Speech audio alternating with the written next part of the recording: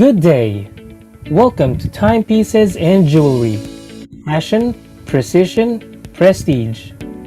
This webinar is presented by the Phoenix Arts and Culture Committee. Before we start, may we request everybody to join us in singing the Philippine National Anthem.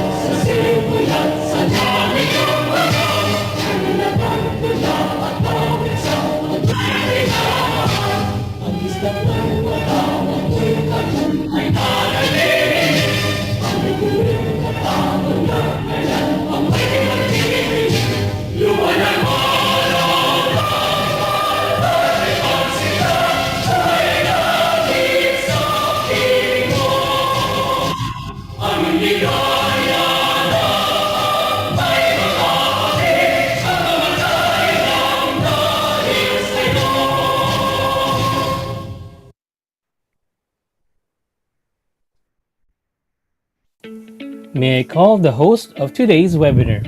She is the finance head of PDS Group of Companies, Ms. Stephanie A. Zulweta.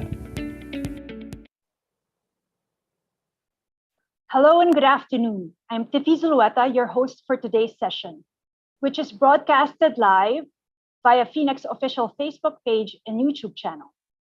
Welcome to our ongoing webinar series brought to you by the Phoenix Arts and Culture Committee, now in its second session of the year. Today's conversation intertwines art and history. For many, watches seem to have a deeper meaning than just keeping time. Have you heard about the Rolex Daytona owned by Paul Newman? Is it really the most expensive watch? How about the world-famous Hope Diamond, 45.5 carat blue diamond? Is it really cursed? What makes them so special? Are we now ready to appreciate jewelries and timepieces? Its craftsmanship, creativity, design, technique, and innovation. If you have any questions, please do post them in the chat box and we'll try to answer as many as possible. Please settle in. We have a raffle at the end of the program, and all those who have joined from the start and who stays until the end will be eligible to join. And as we call your name, please turn on your camera to show that you are present. To lead us in prayer, he is like one of the top Swiss luxury brands. The very name has become a guarantee of reliability and star quality. He is a Phoenix board director and a member of the Arts and Culture Committee. He is the president and CEO of RCBC Capital Corporation. May we call Mr. Jose Luis Gomez, Joey? Thank you, Tiffy. In the name of the Father, Son, Holy Spirit, amen. Dear God in heaven, we thank you for this occasion to gather once again in joy and camaraderie, for the blessings you have bestowed on us, which allow us to live comfortably and securely, for this opportunity to learn other means by which to shepherd and enjoy the fruits of our labors. Guide us, Lord, so that we may not lose sight of the true treasures which are not of this world, which are reserved for the just and the righteous, and for those who place all things firstly for you and for your greater glory. This we ask in Jesus' name. Amen. Father, Son, Holy Spirit, amen. Thank you, Joey. Before we start, we are delighted that Jasmine Fitzgerald, a singer and theater performer, will serenade us with Diamonds Are Forever, a fitting song from the James Bond movie since its franchise has a long tradition of showcasing timepieces from Rolex to Omega. Jasmine?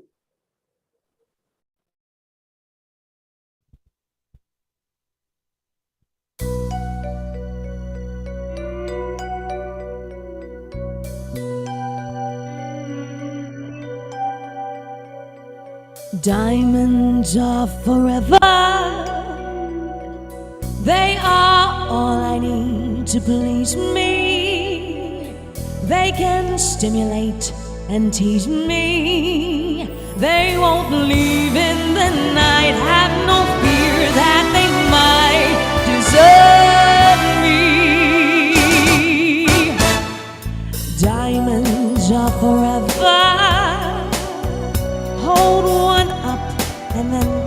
it, touch it, stroke it, and undress it. I can see every part, nothing hides in the heart to hurt me. I don't need love, what good would love to me? Diamonds never lie to me, but when love's gone, they lost their own. Diamonds are forever, sparkling around my little finger. Unlike men, the diamonds linger. Men are mere mortals who are not worth going to your grave for. I don't need love, what good would love to me? Diamonds never lie to me, but when love's gone, they lost their own. Diamonds are forever, forever. Diamonds are forever, forever, forever, forever and ever.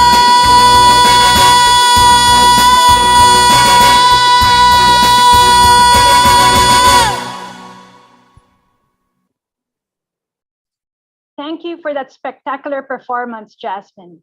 Now, to formally open this event, cheers our very own jewel. She shines bright like a diamond, the chair of the Arts and Culture Committee. She is also a partner at Picasso Law Office, Attorney Maria Alicia San Juan. Leah. Thank you very much, Tiffy. Dear fellow Phoenix members and guests, welcome to today's talk, Timepieces and Jewelry, Passion, Precision, and Prestige, with our two speakers, Michelle Dairit Sullivan and Carl Cunanan. Just last year, a group of archaeologists discovered the earliest form of jewelry, which was a necklace of beads made from shells. Based on scientific tests, they found that this piece of jewelry was about 150,000 years old. A professor of anthropology, in interpreting this discovery, said that this was probably the way humans expressed their identity with their clothing. They showed that this human trait of wanting to express oneself through what we wear, such as jewelry, was present even hundreds of thousands of years ago. This love of jewelry and the desire to adorn ourselves with beautiful items is really in our DNA as human beings.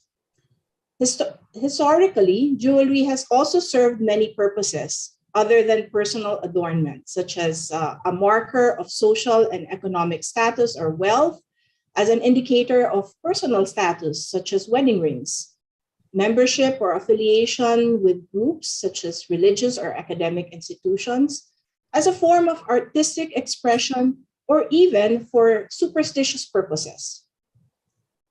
Watches, on the other hand, as timepieces, have been around since the 16th century. Their obvious function was to tell time, but as decorations, designs, and other adornments were added and more functions and complications introduced, these have evolved into more than just tools or implements to tell time. Today, our speakers will give us another perspective regarding jewelry and precious timepieces as a form of investment. They will tell us what we need to understand and what to look for when deciding to buy an expensive piece of jewelry or precious timepiece. I hope that you will all enjoy our talk and learn something from it. I would like to thank Milade for generously donating our raffle prize this afternoon. A lucky winner is going to get or receive a beautiful gift just for attending this seminar. And thank you also to Caliber Magazine. Part of our raffle will be 5 free annual subscriptions to the magazine. Thank you very much, and I hope you enjoy this afternoon. Thank you, Leah. And now to introduce our speakers. He is like a German luxury brand where excellence and perfection is a priority at every stage. A Phoenix board director, a liaison director of the Arts and Culture Committee. He is also an independent director for Alliance Select Foods International Incorporated. Mr. Domingo Go. Domeng. Thank you very much, Tiffy. Colleagues in Phoenix, friends, ladies and gentlemen, good afternoon. In The Merchant of Venice, William Shakespeare, widely regarded as the greatest writer in the English language and the world's greatest dramatist, warns us that all that glisters is not gold. This afternoon, however, we momentarily set this admonition aside because our two speakers will share with us their insights into the interesting art of investing in timepieces and jewelry. As we all know, gemstones and jewelry have been intertwined with human culture for thousands of years and have not only served as offering, trophy, amulet, and art, but also as a means of holding and transferring wealth. Today, jewelry is a wise and rewarding investment for the modern collector, an asset even preferred by some over the volatility of other markets. Beyond the financial benefits of investing in jewelry, there are many priceless personal and cultural benefits to enjoy. And much like collecting art, a topic we tackled at our webinar held last August 2021, jewelry is an investment that pays off immediately in beauty, allure, and joy.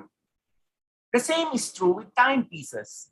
And with our mobile phones never more than an arm's length away, we often wonder what is it about watches that so appeal and make them collectible. Some say it is all about being an indicator of one's personality and character, a projection of one's identity.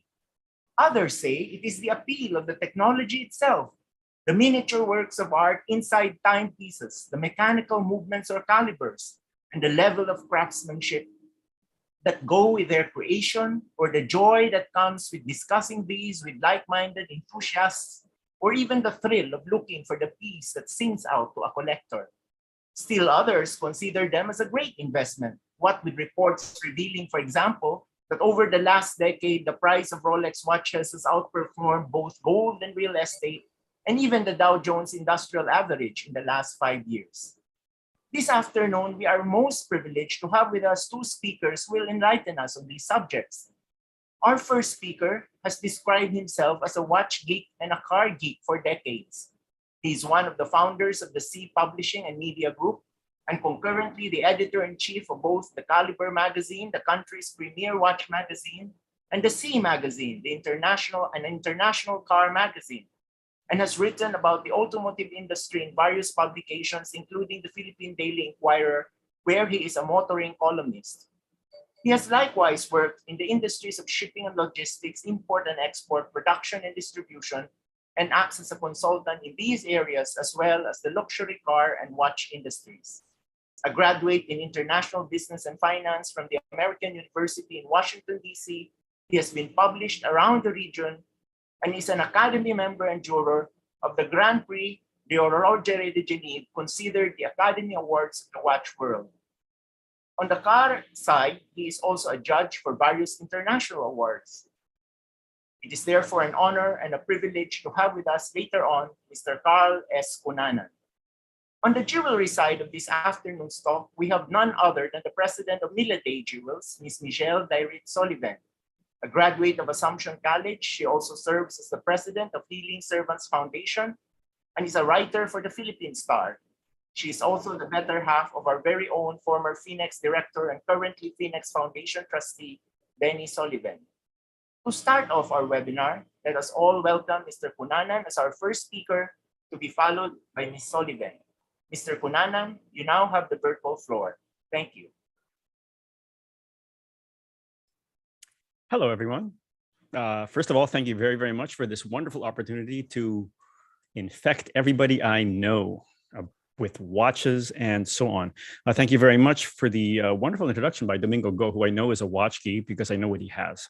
So hello, everyone. And today I am going to bring us on a journey where we will be enthused, be educated, and be enabled. We are all going to go in this together. We're going to spiral down this little rabbit hole. And what I'm going to start with is I'm going to give you kind of an intro to watches. I'm gonna give you the basics and the things that I think you should know so that you can make a good decision later on. After that, during the chats, we will be talking about all the different little things. I have my own opinion on using watches as investments. I think there are risks and rewards, and I think you should be aware of them just like any other investment. So we are gonna start now. Bear with me, please. I'm not the world's smoothest person in terms of PowerPoint presentations. So there. Okay, so this is us.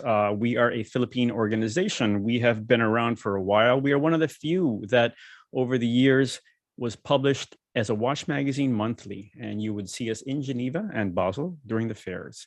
We also did See, which celebrated its 20th anniversary, and we were one of the few Philippine publications that was franchised into Korean. So there. In other words, we can do anything in this country that we want to. Okay, so we're going to start with Watches 101. And what are we going to talk about? We're going to talk about the parts of a watch. And this is important because I'm going to be discussing them later as to what you need to look at. Okay, first of all, let's talk about the mechanical, the movement. Okay, the movement is basically what is inside the watch. It's what does the ticking. Okay, it's what tells you the time. Traditionally, this was a mechanical movement. It was done by, if you remember them, pendulums. That is how they they really first started when Galileo looked up and tried to time something using his pulse. That's actually where it all started. Then he started using, he put a hole in a container to drip water. That's how it all started. Then it became a mechanical movement. It's hugely complex. It's wonderfully engaging to look at. Then in the 70s, 80s, whatever, they started using electronics, and that is what became the quartz movement, or in terms of the watch industry, the quartz disaster, because they all freaked out. But anyway, quartz watches, let's be very, very clear, quartz watches are more precise than any mechanical watch will almost ever be. Of course, now then you've got atomic watches as well. But anyway, atomic clocks, sorry. So there are positives and negatives of both. Then you have hybrids. Hybrids are kind of the best of both worlds. And this is an example. This is a Grand Seiko hybrid where the power is provided by the normal movement of your hand or the winding, but it is coursed through a computed system, for lack of a better word, that makes sure it is more precise and more consistent. Okay, there are differences, by the way. There is precision and there is consistency, and those are two different things. Okay, these are the things you will need to know when you talk about collectability and resale value. The case material, you have different case materials. As we all know, you will have on the left here, you have the simple steel, traditional. On the right, you have an example of resins and plastics and so on. In this case, this is a new product by the Swatch Group, which is actually very, very biodynamic resin. And then you have in the middle, precious metal. Let's understand, please, that precious metal watches will be more expensive than steel watches. However, the increase in price is not only from the increase in the cost of that material. Okay, so you're not, if your steel is 10,000 euro and your precious metal watch is 15,000 euro, you're not getting 5,000 euro more of gold. Understand that, please. And we could have Michel Dairit, our wonderful friend and jeweler, who I'm going to fight with later, to explain that to us. I'm going to fight with her because I think watches are cooler than jewels. But anyway, okay. Now we have the glass. This is important. The glass, I'm going to call it glass. In reality, it is not a glass structure at all. This is what allows you to see the face of the watch. On the left, you have sapphire. Sapphire crystal is not glass. It is grown in a lab, and it is very, very strong in terms of the ability to stay scratchless. On the right is acrylic. Acrylic is a resin. It's an acrylic. It is actually sapphire crystal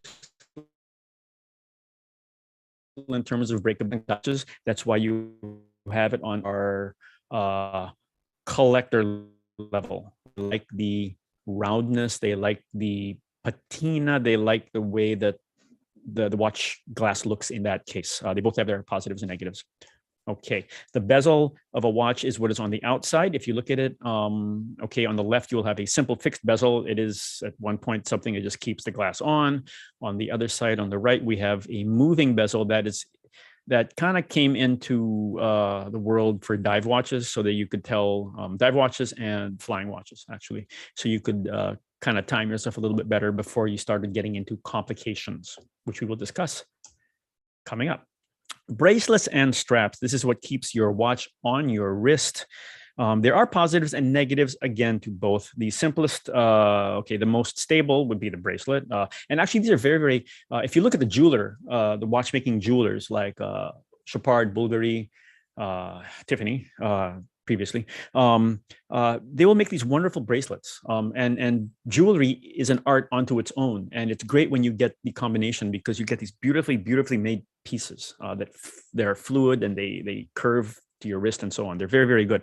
Some people would rather have a strap. They find it more elegant.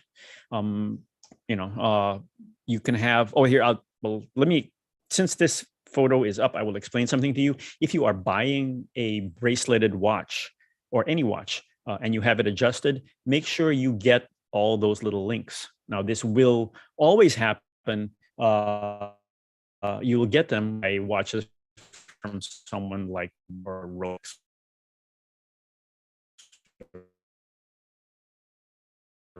Whatever, because you do those things. Okay.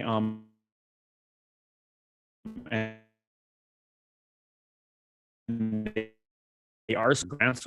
They don't. Someone else.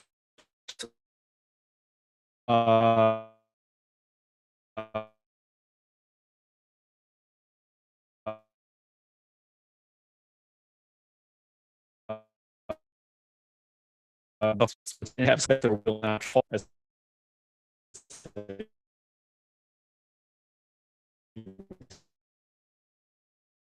example. One now, force cups. Okay, the case back. This is getting back is the back of a watch. It would be just to seal the, and sometimes you would engrave some commemorative word onto it. On the right would be a more modern commemorative strap for a particular watch. In the middle would be something like a combination where it gives information. It's in this case, it's a tribute to something, and then you can also still engrave it. Nowadays, people don't engrave a lot of case backs for, among other reasons. If you collect, okay, if you collect books, right, and if you have a book that is signed by, that increases value. If you have a book signed but dedicated to you, unless you are really famous, that decreases the value. Okay, so understand all these little things, because they are all important depending on where you are going. Okay, then you have, okay, these are the different types of case backs. You have the solid one, which is basically metal. On the right side, you have a very nice example of a IWC Portugueser, I think. Yeah, a Portugueser chronograph, which has a clear case back that allows you to see the case, the movement. And that is honestly one of the great things about watches. These are wonderful, beautiful mechanical movements. And half the time you want to see them more than you want to see the front. There's another historical point here, which is that finishing an engraving of a watch may sound like a little deal, like just finishing a watch, polishing. It's not. It's a very, very big deal. It's extremely hard to do it, extremely easy to mess it up. So people take a lot of care. And if you were a watchmaker or a clockmaker from 100 years ago, the finishing of the watch allowed you to sell more, to charge more for it. And it also, it was an odd guarantee to the buyer, because the watchmaker is not going to work on a watch if he's not really, really sure. He's not going to finish it that well, and if he's not really, really sure it works, because otherwise it's twice the work for him. So engraved and finished watches were actually, in a lot of ways, considered a badge of value. In the middle is the officer's case back. That's kind of, again, a combination of both. Now imagine that as something when you had to adjust your watch or have someone adjust your watch regularly, you didn't want to pop off the back, you would have a closable back case back. Nowadays, of course, they're covered in sapphire glass, so they're really just to be pretty. And then plus it allows you to add more engraving if you so want to do. Okay. What are the other things you should know about watches? Complications. Complications are anything past simple time telling. So in other words, anything past seconds, an hour, and a minute hand is a complication. And there are watches, there are two-hand watches that are just hour and minute. Okay, and some of them are gorgeous and they're beautiful, they're simple, they're clean. I don't have an example in front of me. Then you have the second hand. Anything past that, anything with a date or whatever, that is a complication. Complications can be built into the system. In other words, you can have a caliber that or a movement that is chronographed from the beginning or date from the beginning, or you have a module where you have the basic movement here, and then you put a module on top of it, and the way the thing turns for the seconds will turn the minutes and then turn the hours, and then it will also turn the date or the date and so on. Okay, and those can get increasingly complicated. These are basic time telling watches. There's Mickey Mouse on the left, and there's a three-hand Patek on the right. Then you have calendars. You will have a date on the left. You've got a basic, extremely perpetual, forever elegant Rolex. Then you will have the date in the middle, which is kind of the top of the heap for Rolex as far as they're concerned. It's called the President's Watch and so on. Then you have a perpetual calendar on the right. Now, there's a whole range in between that. You can have a calendar, then you can have an annual calendar, then you can have a perpetual calendar. The differences are when you have to adjust the watch. If you have a regular date watch, if you have a day watch that tells you Monday to Friday, Sunday to Saturday, you're not generally going to adjust that because there's no change. If you have a date watch, you may have to change it depending, you may have to advance it depending on whether the month ends in 30 or 31 or it's February, right? So then you have to click it up 3-4 times.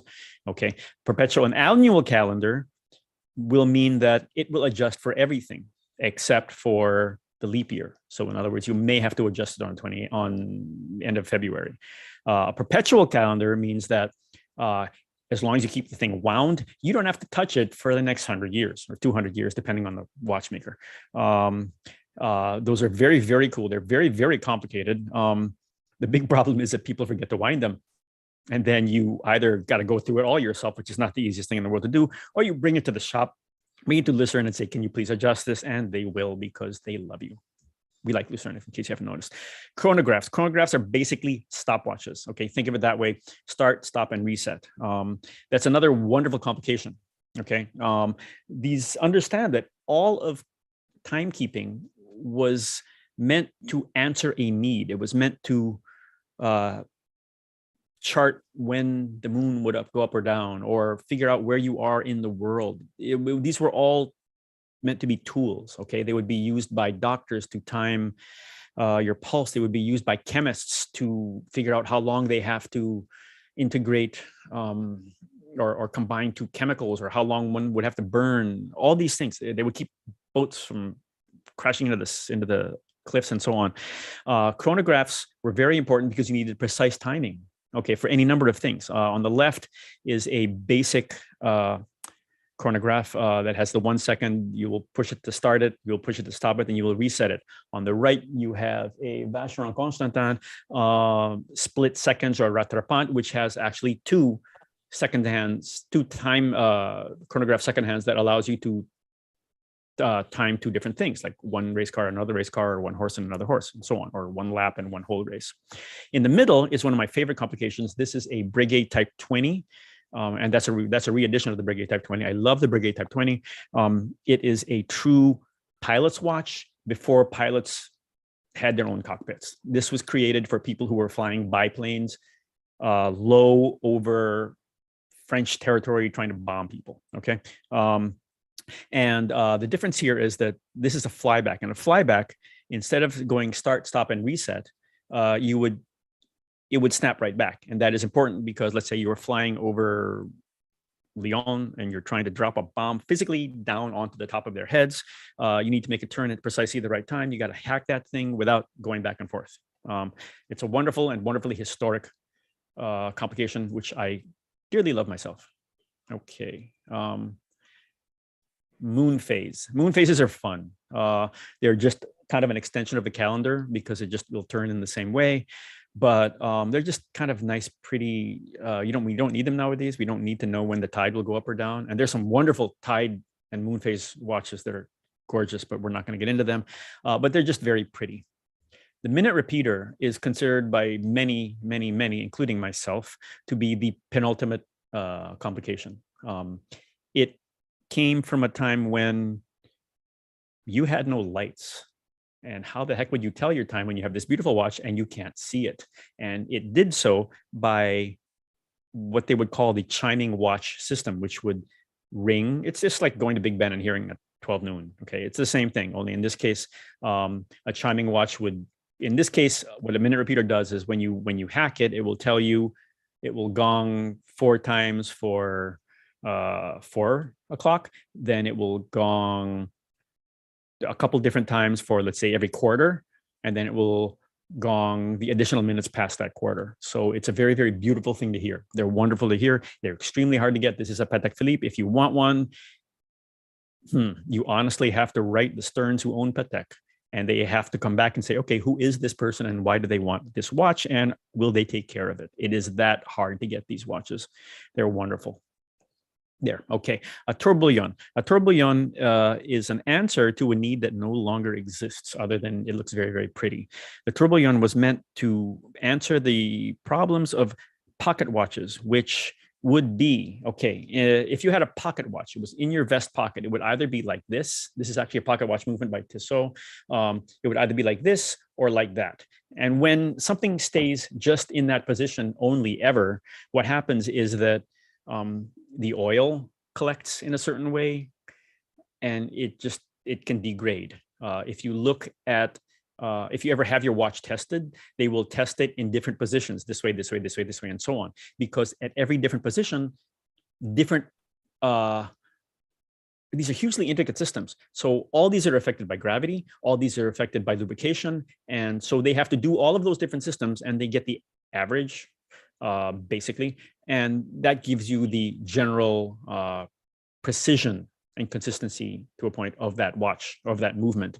The tourbillon was an answer to the fact that it would only be like this or like that, so it would be moving around like that on one axis or 2 axes, axi, whatever, and that would be that would counter that. Now nowadays, of course, if the watch is on your wrist, it's a moot point, but they're extremely pretty to look at, and that is why they are. Okay, in-house manufacturing. This is in a lot of ways a relatively new term. Okay, in-house manufacturing is what all the brands will now tell you are important. We're an in-house manufacturer.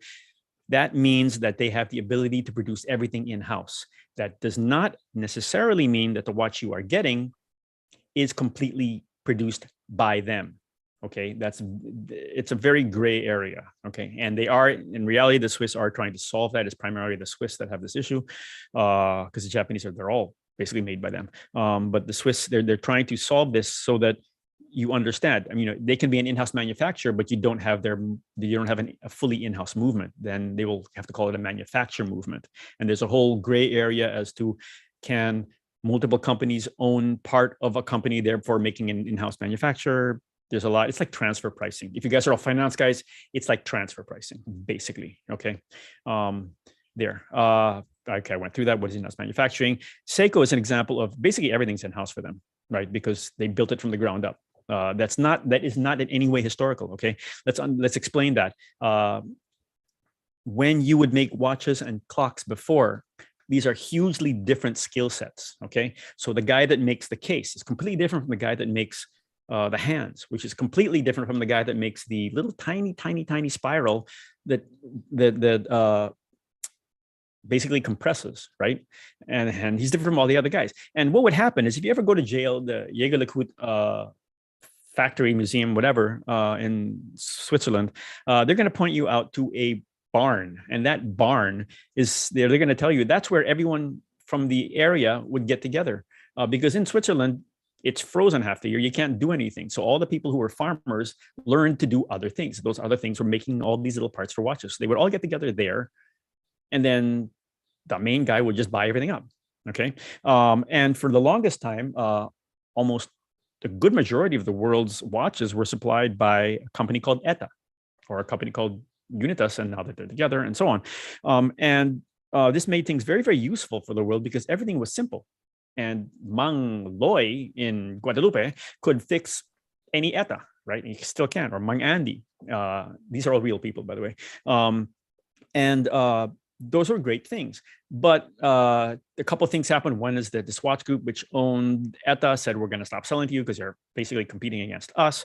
And second is there was just a stagnation of development. Everyone was using the same movement all over the world and just adding on top of it. And then they were starting to say it's our own movement, but in reality, it's not. So it was kind of a gray area. So that is why now a lot of the brands will say, we are an in-house movement. This is an in-house manufacturer and so on. This is ups and downs. It's ups for them because, well, they're pushing it and then they can charge you more for it.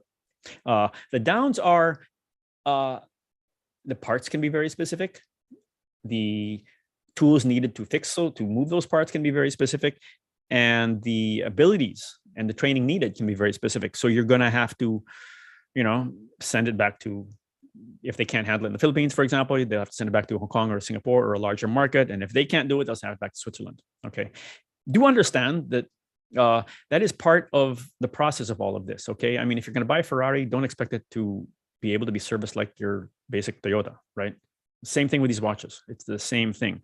Some of these watches, these companies have been around over 100 years. They try extremely hard to get people to still repair these old ones. It's no joke. And you have to create the pieces. Quite often you have to create the pieces to keep these things running. Okay. So be aware of that maintenance and repair. The best people for this, honestly, are Rolex, because that is their reason for being, right? To give you exactly the same thing you want anywhere in the world. Rolex is extremely good at that. Understand that this is a cost for you. And yes, you can, but I would not suggest going to play golf with a minute repeater. It's not a good idea. Okay. What's the point? Okay. Some of them are, we have tested some of these things really hardcore. There's a famous Richard Mille that Rafa Nadal uses, right? And we have, in all honesty, thrown that across a room for testing. And we have it on video if you go to our website.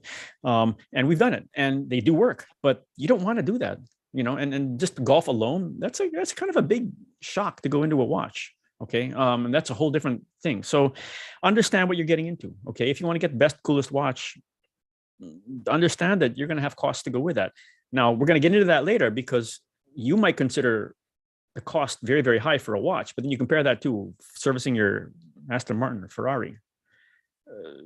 You got to understand. It's like the horses for the courses, right? It's like understand the risk before you get in. That's what we can discuss later on. Okay. One more thing, and this has changed in the last 5 years, traveling with your watches. We like to bring this up because we always think you should bring your baby wherever you go.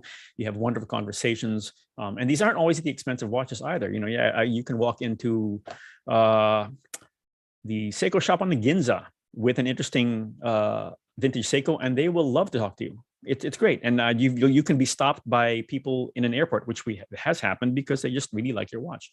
If you're that geeky about it, which we don't judge at all, it's a thing to do. Having said that, nowadays it is dangerous to walk around with your watch if it's a very, very valuable watch. And it's not, to be honest, one of the safest places for watches is in the Philippines. People, where we normally go intelligently, you're not going to have a problem. But people are getting ripped off outside Harrods in London. People are getting held up, are getting pickpocketed. And I have concrete examples of all of these. People will get a brand new watch out of a bag stolen in Basel and in Geneva in a train station. They target them, especially the Asians. So be careful, especially during those times. But so just understand that it's not the same anymore. And you have these high profile Rolex GMTs, you have these high profile Nautiluses that are so recognizable that anyone will take the risk to take it off your wrist. So understand that. Proper storage. This is another area where you have to factor in, if you're looking at investment possibilities. There are positives. Okay, it's a lot easier to store a watch than it is to store a car. Okay, or keep a car running. It's a lot easier. It's even easier to store stock certificates, right? But anyway, it might be easier than artwork that you have to keep humidity controlled. One thing to remember though is if you're buying a new watch, for example, or even an old one with provenance, you got to keep track of all the paperwork as well. Okay, you got to keep track of the box. You got to keep track of everything. Everything that came with it now has value. So if you remember those little tags on Rolexes that you often would throw away, all those have value now, and all those help support your ability to sell it further on. A lot of this has to do with liquidity, which is far more important than people realize. And you can be very niche market. You think you have something great, but it's so niche market, it's hard to sell. Okay, it's like, I don't know what example, penny stocks, or maybe. Anyway, okay, so that's something to keep in mind. We can go into all of that later. How would you store them? If you want to be hardcore, you can get these huge safes, which have integrated watch winders. Do you need a watch winder? That's another question. If you have a watch winder, do you put it in the safe? That's another question. We can get into all those later if you want to do that. Buying watches nowadays, we always advocate going through the traditional authorized sellers and retailers. Having said that, the watch you're looking at now, good luck if you're ever going to get it, because they're just impossible to get. So people buy them and then they go on the secondary market. That's very uncontrollable. That's why you see all these spikes right now. They're huge spikes in the collectible watch market. Some of them make absolutely no sense. And I can point out to you examples of why people are paying way too much for things that are worth less, both traditionally and in terms of technology. But the market's the market. If you guys are all finance guys, then think of the hype of the tulip craze, which is what we all learned about in like portfolio management school, right? Now, having said that, you say people call the secondary market the gray market or whatever. That kind of does it a disservice, because the secondary market of watches is like you're kind of like your neighborhood jeweler. You trust them, right, Michelle? Hi, Michelle. She'll be talking after me. You trust your jeweler, right? And that's actually why it's so hard in a lot of ways for big brands to make inroads into the Philippine jewelry system, because everyone has their own favorite jeweler, which we all do, Michelle. So it's not a bad thing, but understand that in the last 3 years, the market has gone nuts. So there are people who are selling watches that have no business selling watches, and they don't know it. There are some guys who are really, really good at it. And there's some guys who are ripping off people left, right, and center. And it's really, really buyer beware. Okay. Here's one of my fun things to talk about: watches as gifts. I'm really, really bad at choosing watches as gifts, because I think of choosing them is what I think is of value. And I'm very wrong about that. And so I talked to the Swiss friends of mine about that. And I said, I'm always wrong. What do I do? And his answer was, you're looking at it all wrong. Don't think of the watch as the gift. Think of the experience as the gift. In other words, bring your wife, your son, your daughter, your husband. Yeah, wives, buy your husbands more watches. And they'll go to the shop and they'll learn about it and they'll talk about it. And then they'll choose something. It might not be available. You have to order it. Then when you travel, you look around at watches, make it the process. So the end result is not, here, hun, look what I just got you. It's, remember when we were in Paris and we saw this, and then we looked around for it and we saved up for it and so on. That's what the experience is. It is about the time. It is about the time you spend. It's about the quality of time that you have with the other person. It's not necessarily about the cost. Okay. Having said all that, we love watches. We love, just this morning, I spent the whole morning talking about watches with 3 different guys, just to get insight on this. They're all secondary market people. And I will bring that to the conversation we have later. So that's us. I hope I didn't talk too fast, but this is a wonderful journey, and you can access it at any level. You can access it because you love swatches or vintage watches, or you can access it because you want the insane stuff that no one in the world is ever going to be able to see, but you want it. And there are massive collectors in the Philippines, and they're not who you think they are. They might be people you never know. They might be people you will never see, but they have a wealth of knowledge that will and regularly does astound people. I've had one of the watch companies that I have mentioned has asked me to put together dinners with people that they've never met. because they know their people. And they just want to talk. They even push their product. They just want to talk watches with intelligent people. And that's what we've done. So, ladies and gentlemen, thank you very much. Hi, George, by the way. Hi, Edith. I've seen you guys coming in. The questions, this is an old slide, sorry. The questions, reserve them for later on. We are now going to listen to Michelle, and she's going to try and tell you that jewelry is way better than watches. And I'm going to disagree with her completely. However, putting them together is an awesome thing. So, ladies and gentlemen, thank you very, very much. Let me see if I can stop sharing. There we are. Okay, so thank you so much, everyone. Michelle, the floor is yours, I guess.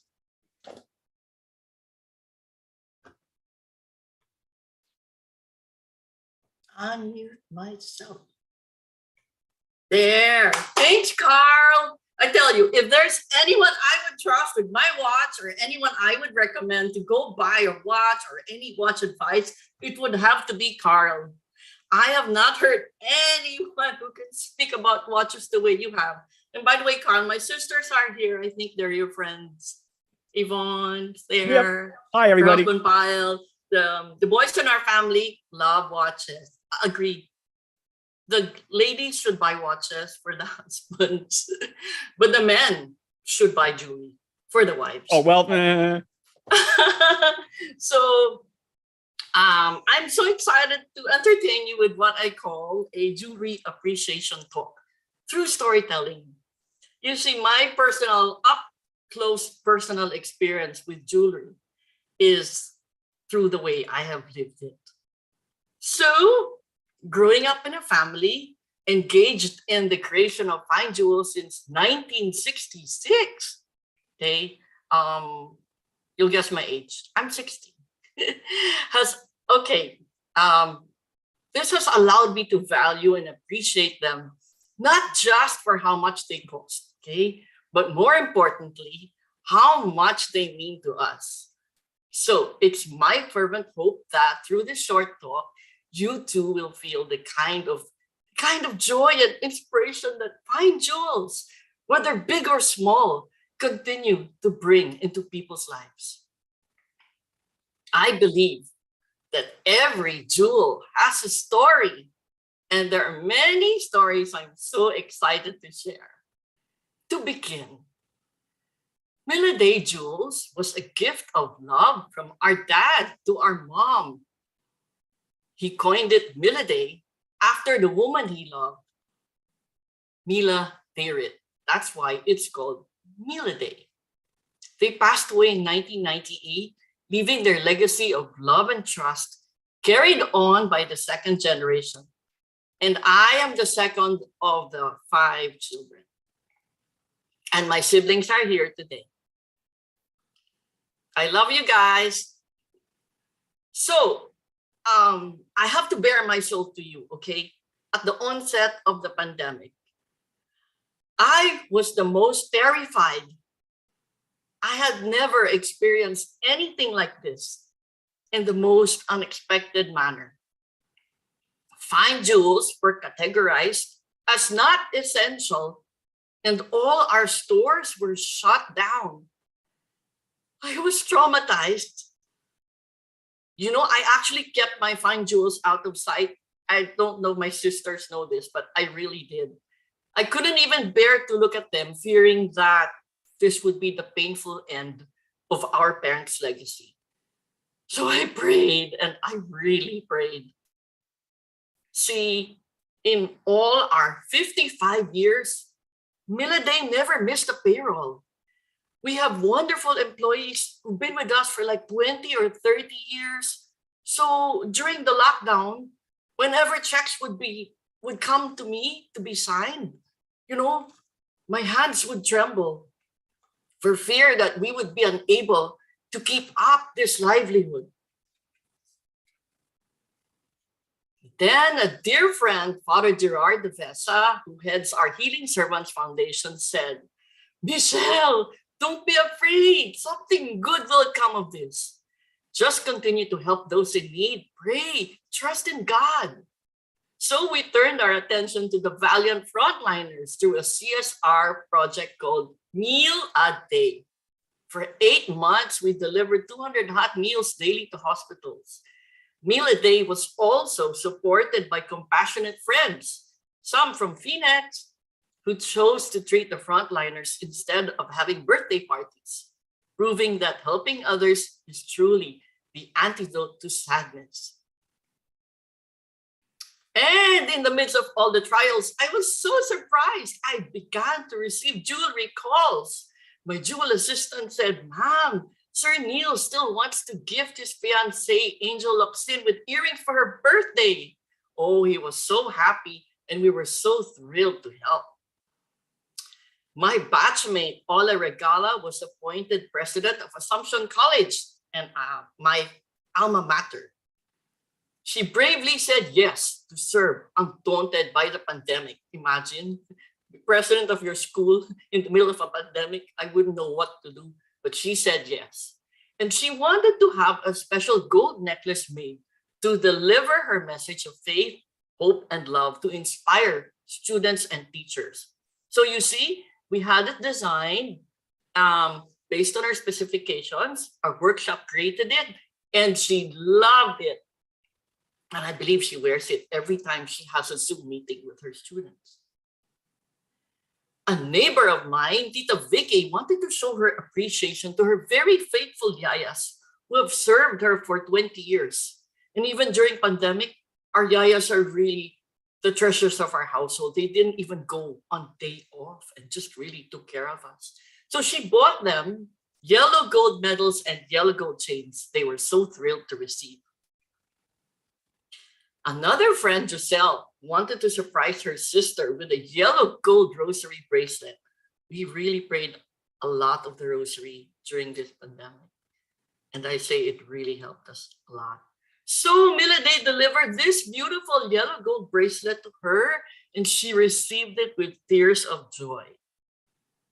Thus, we were able to reopen our closed doors and our hearts to what we coined a new season of hope. Finally, we were able to open our stores in the malls and feeling grateful that we were still needed pala. Akala ko hindi tayo essential. We were needed naman pala. One morning, I received a text from a young doctor who said, "Tita, I'm planning now to propose to my girlfriend of 7 years. Isn't she beautiful?" He is Dr. Mark Agas, and he is an eye surgeon. And he tied the knot with Cara Gazali. She's a young resident at Makati Med.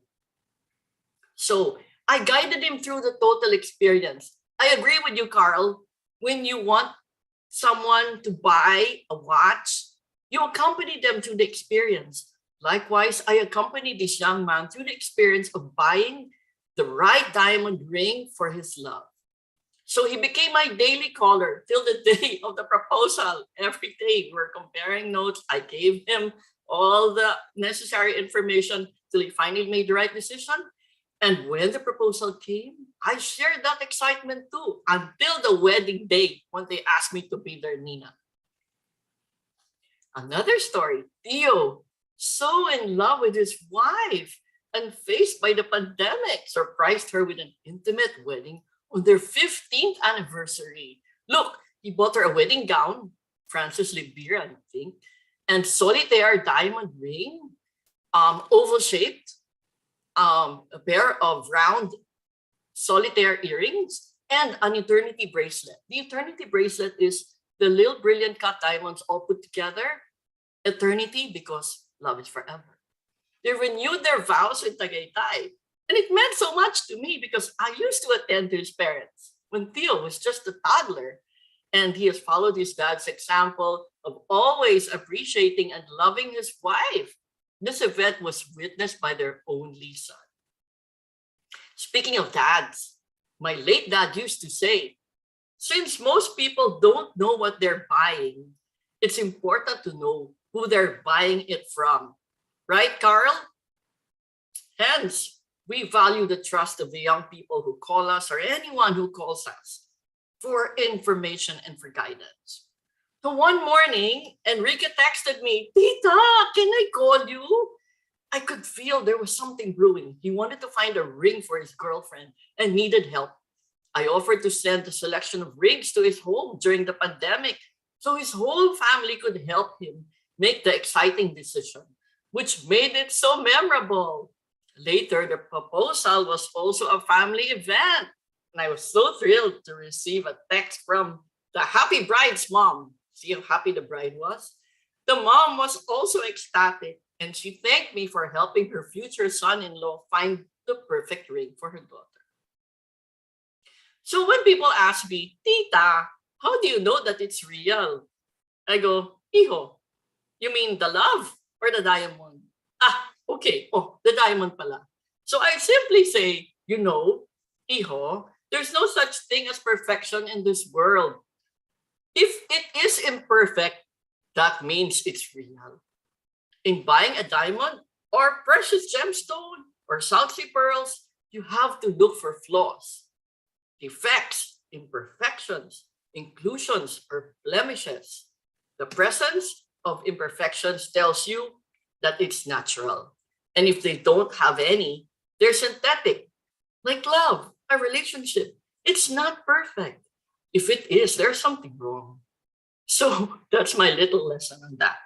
I also give them a little diamond grading lesson, which I will share with you now. Simple. How do you determine the value of a diamond? Through the 4 C's. That's cut, color, clarity, and carat weight. So let's start with the cut. Okay, diamond cut does not simply refer to the shape of a diamond. Rather, it refers to how well the diamond is cut and polished, including how well proportioned the stone is in depth and symmetry. Because the cut impacts the beauty and brilliance of the stone. A well-cut diamond is luminous and reflects light. A poorly cut diamond appears dull. In short, if a diamond is well cut, it will sparkle and captivate you with its brilliance. I always say, no 2 diamonds are alike. So whatever your heart tells you, if it makes your heart beat, that's what you choose. That's what you go for. As for the color, I'm going to teach you an easy method to understand the color grading of diamonds. Because in diamond grading, we use letters. Now, letters might be difficult to comprehend, right? I will give you corresponding numbers then. That's why I did this grading chart. It's a diamond grading chart, like a diamond alphabet, right? Example, our normal alphabet starts with A. Now, the diamond alphabet starts with D. You won't find this in the books because I made it myself, but it works. Just remember D as in diamond. So, the highest color is D. So that would be considered the whitest. So let's rate D as 100. So that means E means 99, F is 98, G is 97, H 96, I 95, J 94, and you go all the way down to C. So example, if somebody says, oh, I bought a diamond and it's color F, then you know it's 98.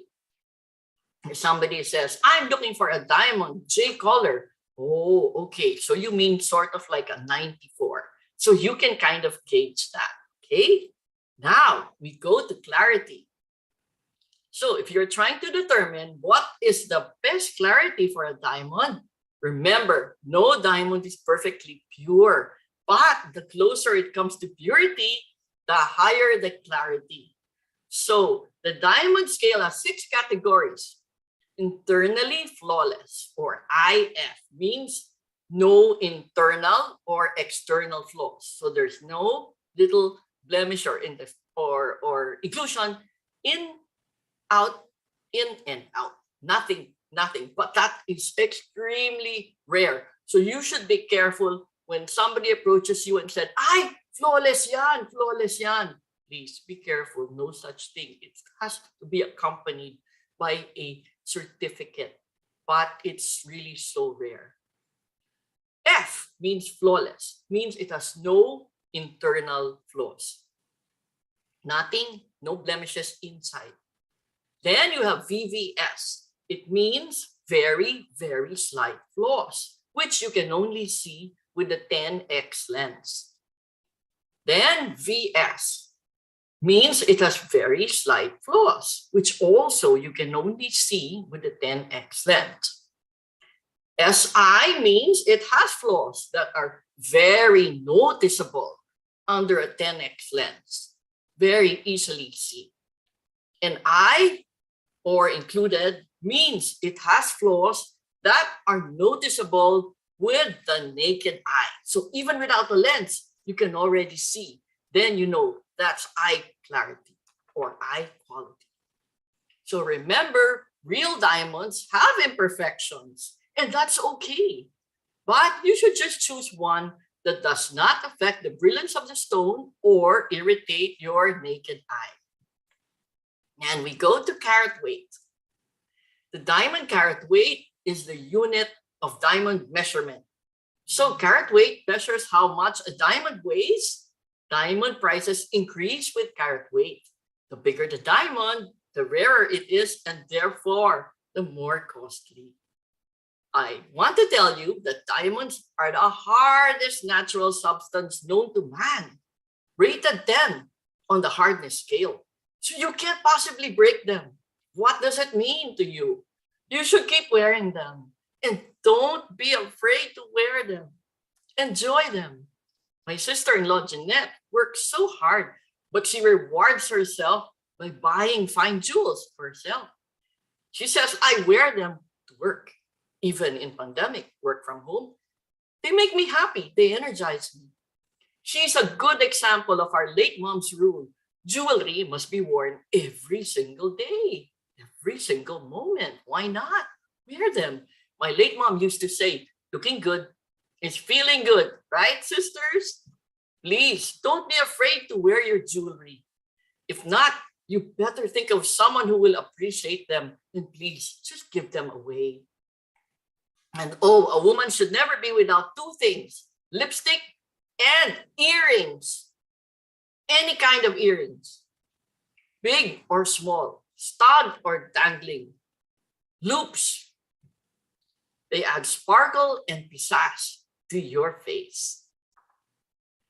My dear friend Val continues to wear the jewels passed on to her by her late mother, Wilma.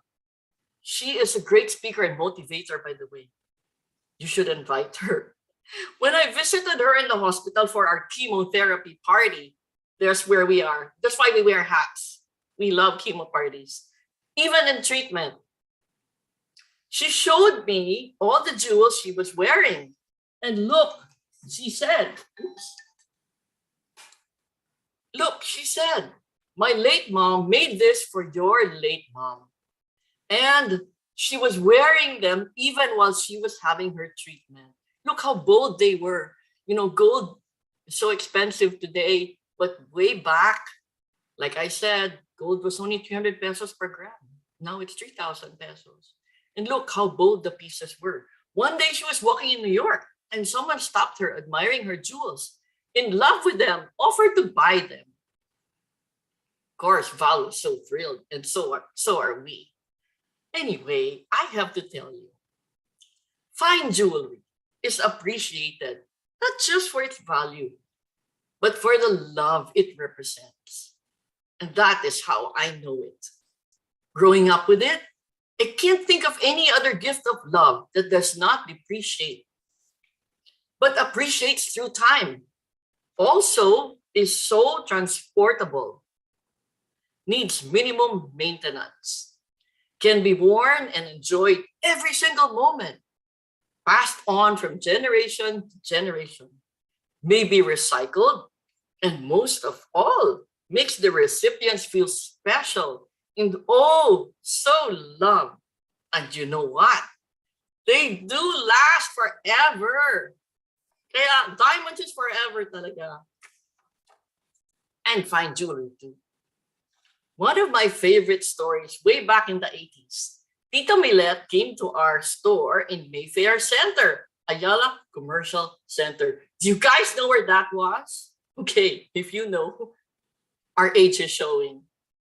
She purchased a pair of diamond earrings, 1 carat each, emerald cut.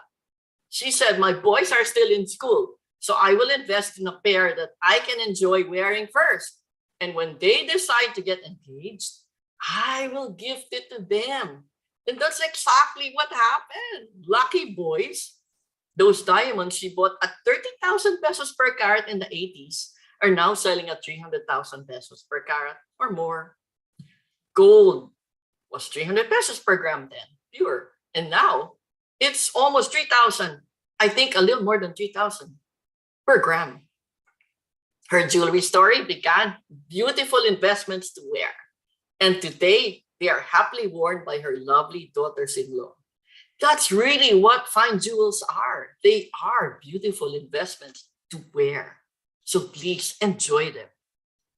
Now, this young man, Ted, recently dreamed of proposing to his girlfriend, but thought a diamond engagement ring was beyond his reach.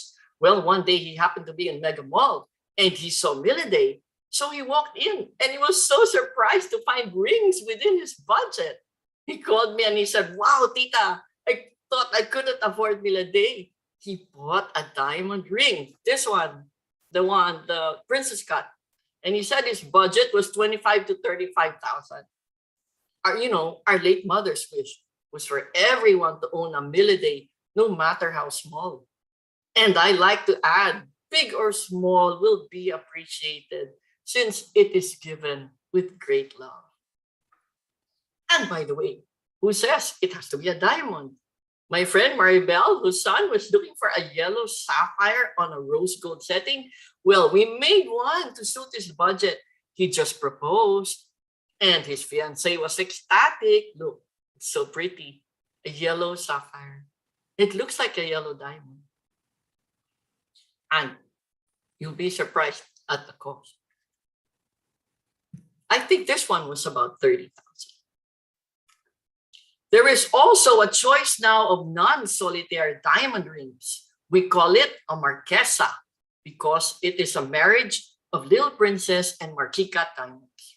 Oh, sorry. Let me go back to the slide of blue sapphire engagement rings are also popular because Shasha's pretty daughter Karil, she got engaged with a blue sapphire ring, just like Lady Diana. Now, there's also a choice of non-solitaire diamond rings. We call it marquesa, being a marriage of, you see, those little marquis and princess cut diamonds cleverly set together to give the illusion of being one big solitaire diamond ring at 1/5 the price. So we have this van driver of a friend. Oh, he's wonderful. He took us around Europe. His name is Marcelo. He's based in Italy, he's Filipino, and he speaks Italian. We highly recommend him to drive for you if you go to Europe.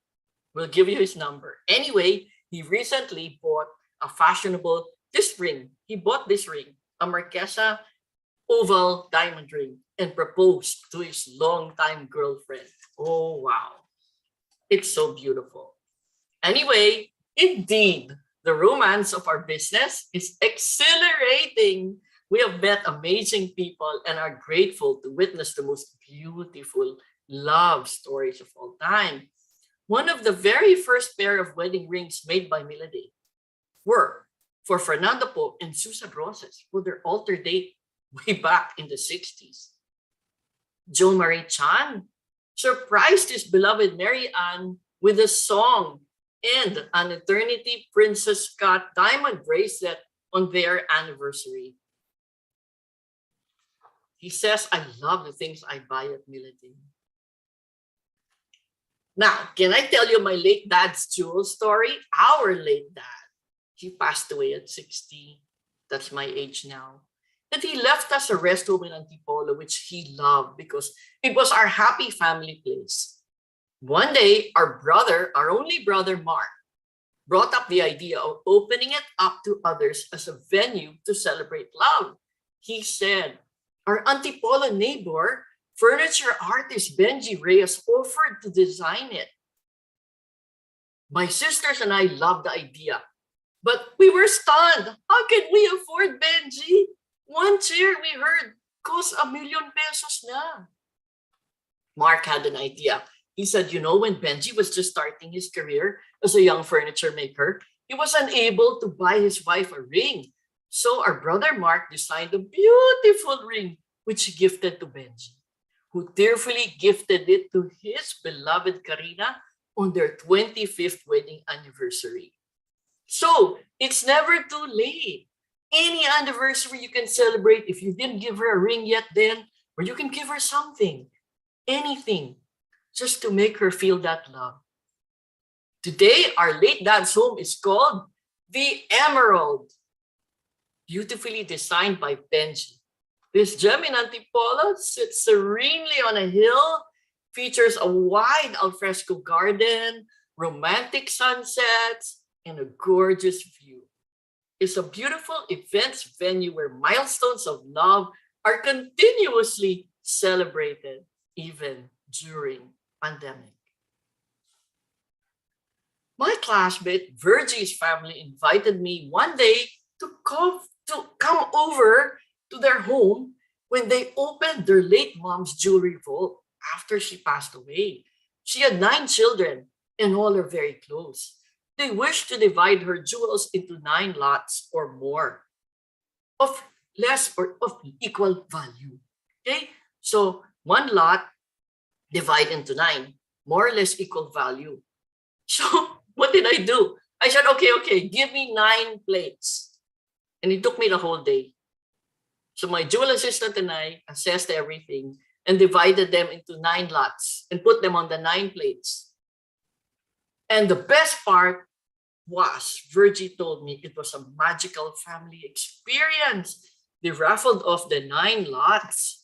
And guess what? Would you believe? Everyone was so happy with what they got. It was exactly what they wanted.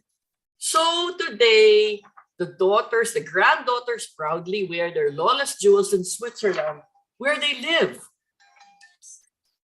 Because the jewelry has been passed on to them already by their grandmother to their mother. Speaking of grandmothers, we have also reset jewelry given to grandsons by their grandmothers as engagement rings. You may want to consider doing this for future engagement gifts. I'm sure your sons or grandsons or future daughters-in-law would highly appreciate them. Family heirlooms passed on. Father Dennis reminded us that there are 3 things you need in order to live a happy life. 1, something meaningful to do. 2, something to look forward to. And 3, somebody to love. Our Miladay family continues to live happily, serving our advocacies, the Healing Servants Foundation, Assumption Sisters, Verbum Dei missionaries, and Carewell. During the pandemic, our brother embarked on a tree planting project to regreen the hills of the National Forest in Bataan. And every month, we support Jesuit prison ministry and advocate of our dad's sister. Every day, like today, we continue to build and nurture relationships, to love and make people feel loved through the work we love to do. Every day, I thank God for allowing us to continue this very happy business. You see the Assumption Sisters? We do retrofitting of Assumption Sisters rings. Do you want to know what retrofit means to the sisters? I'll tell you. When a dear sister takes her vows, she's given a gold ring. Her chosen name and Bible verse is engraved on it. She wears it for life. When she passes away, her ring is kept to pass on to the next sister who then takes her vows. We restyle it, we can resize, repolish, re-engrave. So you see, the love is graciously passed on through this gold ring. One of my favorite jewel pandemic stories is that of my friend Cynthia, who wished to help the Verbum Dei missionaries. Verbum Dei is a community of missionary priests who teach us to pray with the Word of God. They have a school called School of the Word. During the pandemic, the school went on Zoom with our sister Yvonne as Zoom master. We received so much strength and comfort from the weekly teachings. If not for them, I would not have been able to face the trials of this pandemic on my own. Now, Cynthia wanted to help support the missionaries so they can continue to spread the love of God. So she opened her vault and she brought out her mom's vintage jewelry. Look at this brooch. You see that vintage brooch? It was huge. It's a lot of gold and diamonds. At that time, I was feeling down and I was looking for something meaningful to do. And I was so thrilled when she asked for my help. When I saw the vintage brooch, I knew we could break it up and use the gold and diamonds to make smaller pieces. So we got excited. And then we were able to recreate 11 pieces of fine jewelry piece out of that brooch. Look, we made 5 pairs of solitaire diamond earrings, Kahapon lang 3 tinala, ha? cross pendants, and we made 3 solitaire diamond rings. She also had other pieces that we were able to break up into finer pieces. Then she organized an online auction and they were all sold out. So she was so excited to help the missionaries with what the collection produced. And the buyers were grateful to support our cause and have lovely jewels to wear every day.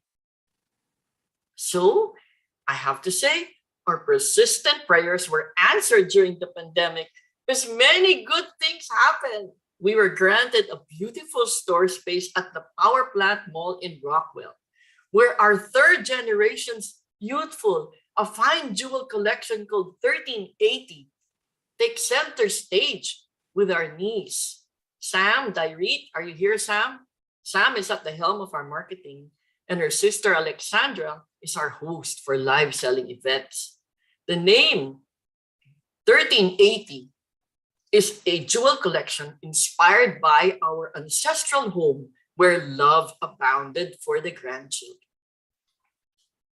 Conclusion, today, I'm no longer afraid.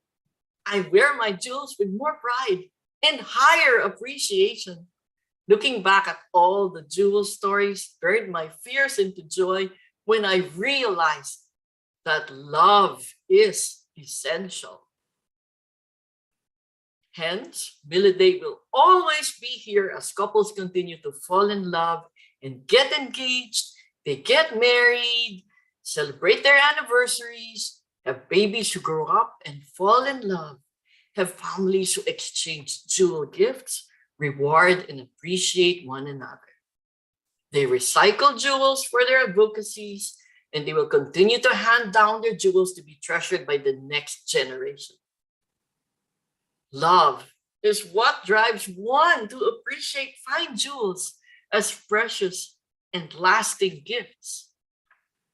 Love never goes out of fashion, even in pandemic season. People still choose to love and will continue to invest in love. And I believe we will be able to celebrate our 56th anniversary this year. Yes, 56 years of love and trust. So I say, every jewel has a story, one that conveys great love. Dear ladies and gentlemen, I could go on and on and on, just like Carl, but now I would leave you to ponder on. What is your story? What is yours?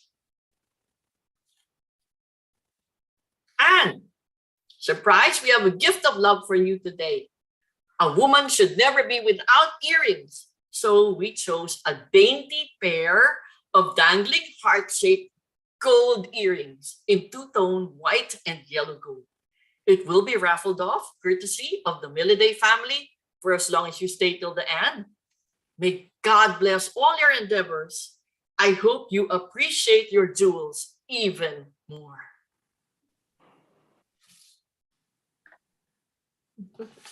Thank you, Carl and Michelle. Wow, great insights. Hope everyone here took down notes on the do's and don'ts as you plan your next purchase. So are you ready with our questions? Please post them in the Q&A box.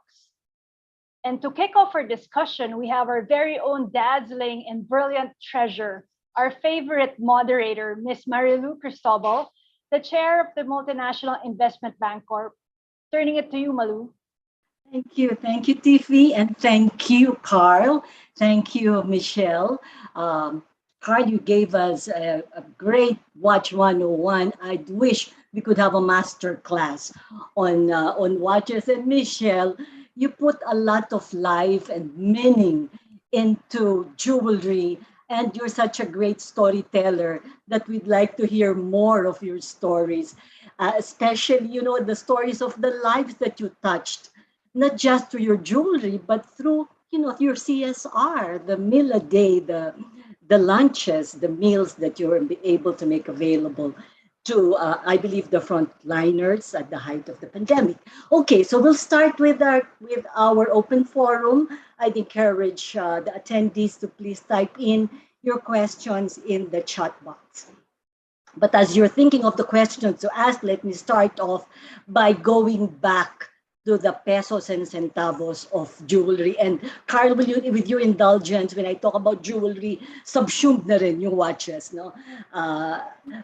Please, so that so it's easier for me to just say jewelry and watches will be part of it already. But when I can, I will also mention watches as distinct and separate from Michelle. Okay, because we're not Phoenix if we don't talk about investments. And both of you mentioned already somehow the investment aspect of watch collecting or watch buying and jewelry buying. But I just want to drill a little bit more into the investment aspects. And there are really two components that I want to focus on. One is the rate of return, and two is the liquidity, how fast the asset can be transformed into cash. Carl, let me start with you. Off the top of your head, what would be your 3 top brands that you think could offer the highest potential for appreciation in value? Okay, this is where it's going to get a little bit off, no? I'm going to talk about this from the point of view of portfolio management, and that is my training in college and in the Philippine Trust Foundation thing. Having said that, watches are a very, very specific niche investment area. So I could give you, for example, particular watches that increase like crazy in value, but are only what for a very few scalers. Well, no, okay. You meant lately. What sort of rate of in the return millions, we in the numbers you'll never hear. For example, I mean, you have the latest examples of the Paul Newman Daytona and so on. Prior to that, you had. I mean, there are a lot of things like that. But prior to all this, what they were small groups of collectors. They weren't mainstream. Right now, people are buying watches that have never looked at watches. So you have a huge increase in the market. Now, and I will give another example. Right now, it's extremely hard to get what is effectively an extremely simple watch, which is a Rolex Steel GMT or Daytona or whatever. Okay. Now, 3 years ago or 4 years ago, you could walk into a shop. I didn't want to say you could walk into a shop and buy one. It's real simple. It's not a problem. All of a sudden, it got really, really hot. But it got hot in a way that doesn't really make sense. Okay. When you compare it to other brands. For example, Rolexes are not that complicated. They're not super well finished when you compare them to Patek or whatever. What they have is a market value, and that's where Rolex has been very good. They've always held a good market value. Now it's I'm not going to fad. It's not faddish. It's not like this year it's okay, in, the right next now, year it's out. Right now, no question, it's faddish. Right now, I believe this is a spike. I was with 2 gray market guys this morning. They think it's still got room to grow. I tend to be bearish in this case. I think the market's going to drop. Having said that, please understand, I'm notoriously bad at market timing. Okay, So let me interrupt because we do have younger Phoenix members who might want to start collecting watches. with investment at the back of their minds. If they have, let's say, 100,000 pesos, what can they buy? Okay, if you're looking at investments, there's a And whole maybe a 5-year time horizon. well, there's a 5-year whole holding area. period. There's a whole question. Do you want to go vintage? Do you want to go new? There are all And these let's things. talk about accessibility. You're working within, let's say, you work in Makati, your area of operation is Makati, you don't have access to the esoteric, that small niche market that is very difficult to access. So what should they be going for, and where should they go? Okay, We talk about look at it this way. accessibility and affordability. Go with what you know. Of the brands that you know that are top of mind, I would look at the obvious ones. Are if you're talking about, I'm talking about new pieces, not used ones. Okay. Yes. The right Rolexes, the right Tudors, the right Omegas, Okay. obviously the right Pateks. Now there is a new market. It's been around for a long time, but it's only got the newest. It's only got interest mainstream in the last few years, which is Seikos and Grand Seikos. Those are Okay. all areas that you can go. So you still go to the name, the okay. brands that are familiar to everybody. Yeah, but You please mentioned understand Rolex that even within these Omega. brands, Yes. even within these brands, some Omegas will jump, some Omegas will drop. Okay, Mhm. some Rolexes will Mhm. be awesome, some Rolexes will not. Some Pateks will, well, Patek is Patek, right? So do your but homework. yeah, you gotta do your homework. These are all, and this is not just watches. Okay, the same thing has happened in the collectible car world. Mhm. It goes up and down. You really So really it gotta cannot just understand it. be, it cannot just be a gut No. decision. Not It has to be a cerebral decision. yeah, not every Rolex will make you millions. Not every Okay. Patek will make you millions. But Especially your in a market where it's chances of getting that appreciation is well, higher for some of the names that you mentioned. I would say that, except for the fact that right now everything's aberrant. This Okay. market is just really really aberrant. Right now, if I can, When I'll do tell you you right expect it now. to normalize? If I knew that, I would be making a whole lot more money. Oh, that is true. But Okay. when you do, And I please should let know us more, know. but I still Okay. don't. Let me go to Michelle. Michelle, you were talking about, diamond rings. Let us give an example. Let's say a 1 carat diamond ring. Um, how much would it have cost one to buy a 1 carat diamond ring 5 years ago? And if that person were to sell the same diamond ring now, what would be the likely price for it? Say last 5 years ago, you could get one for about 250,000 per carat. A fair, okay. 100, did you say 150,000? 200, 200. 250. So now Okay. it would be about, I heard the prices went up again. Anyway, maybe 350. So 5 years 400,000. after, if you Yeah. bought it at 200,000 250, you could 5 sell it years now for ago, 350. 350. 300 to 350. If it's And really wide, and maybe higher pa. there is the notion that getting your jewelry from the alajeras is cheaper than buying your jewelry from the jewelry stores in the malls. Is that a misguided notion? Is that a misimpression? Like I said, you really just have to trust who you're buying it from. You Mhm. really have to know. And nowadays, like Carl, I would be also very cautious. If you know them, you know where they live, you trust them completely. If they're like the type to, if there's something wrong, will you take it back?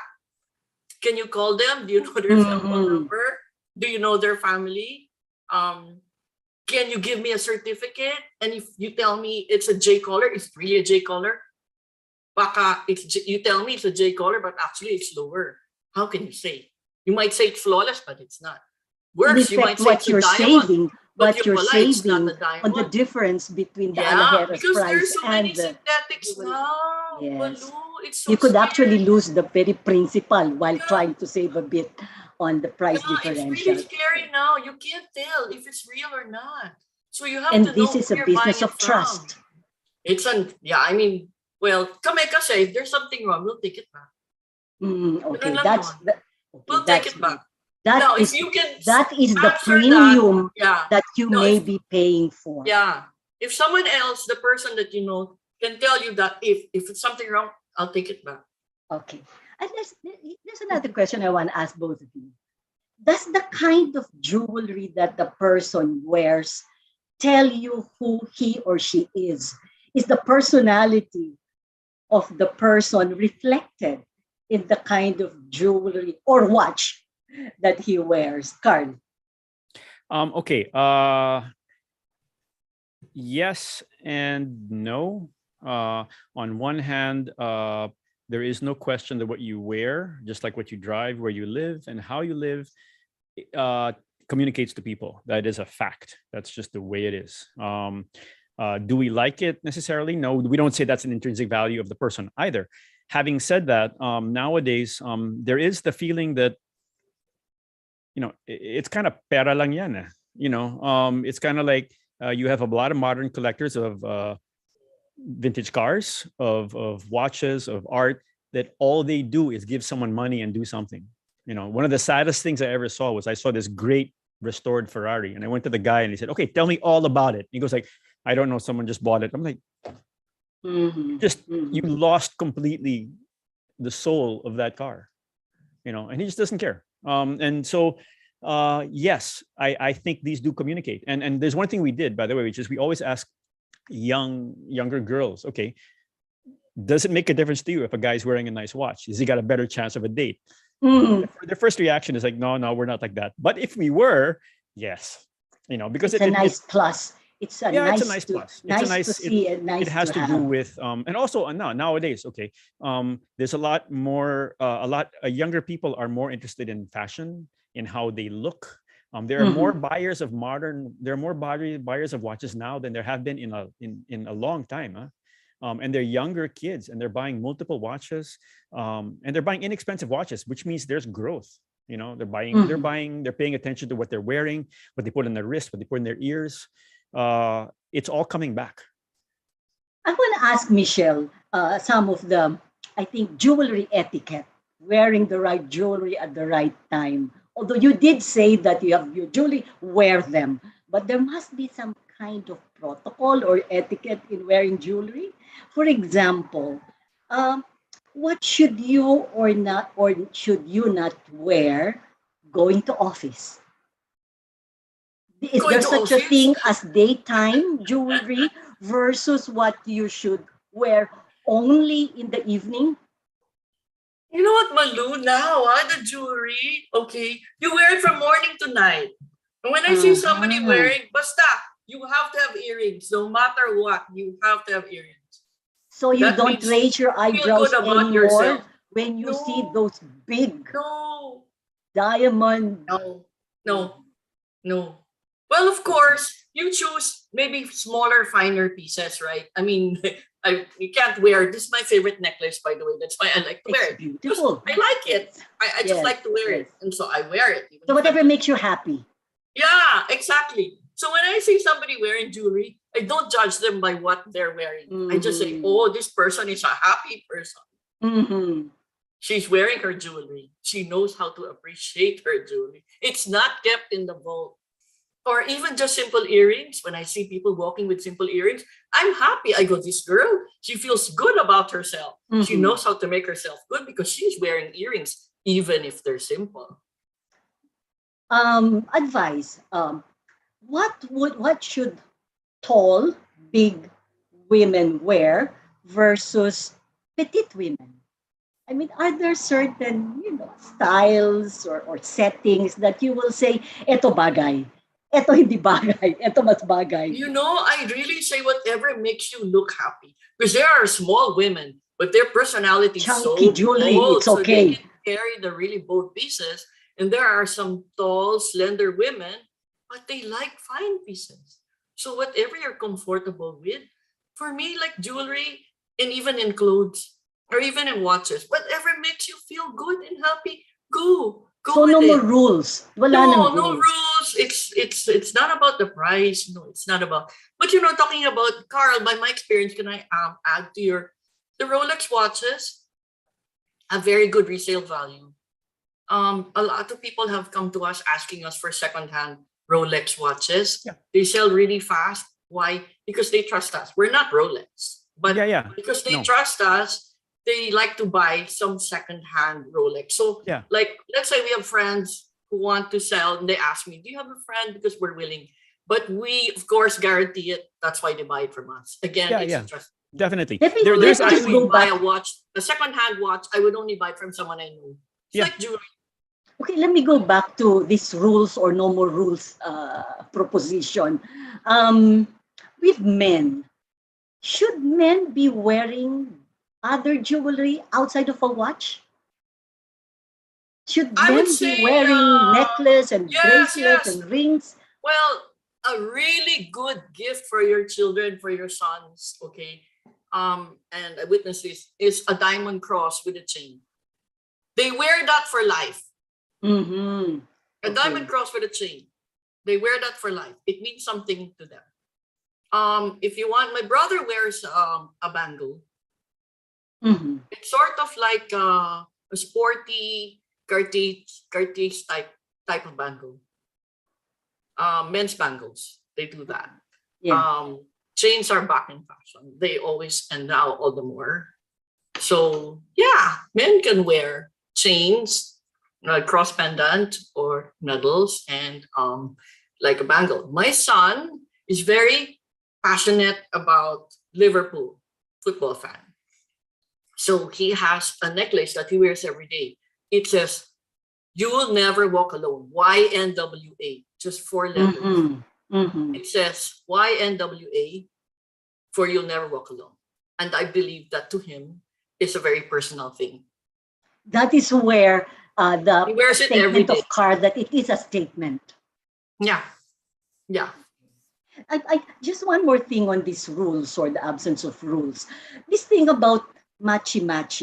You know, like if you're wearing pearl earrings, you should wear pearl necklace and pearl Di na ring. uso yan, Or Malu. if you're wearing yellow gold, everything should be yellow gold. No more. No more. Mix Okay, it. Now ladies it's and mix and gentlemen, match. now we know Yeah. whatever floats your boat, No, whatever Malu, suits now your you fancy, layer. whatever makes you happy. Yeah. Great. Then Yeah. that Layer, makes life layer. easier. You wear them small pieces put together, like different chains, different charms. It makes it more interesting, right? Than all these Yes, terno. Like right now, I'm wearing my favorite turtle earrings. These are little turtles. Because I love turtles. Nice, So these are yes. little dangling turtles I'm wearing.